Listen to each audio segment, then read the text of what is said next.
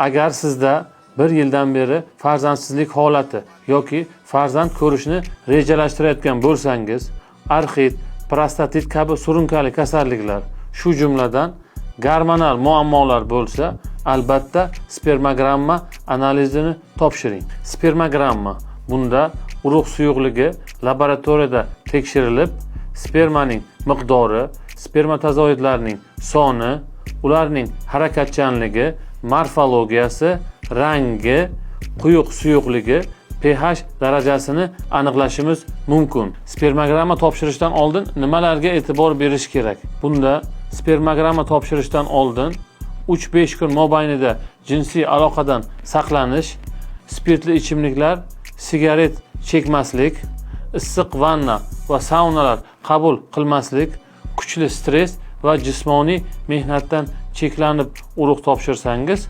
javoblar yana ham aniqroq chiqadi. Agarda sizda ham spermogramma bilan bog'liq muammolar bo'lsa, Cytamedline klinikamizga keling.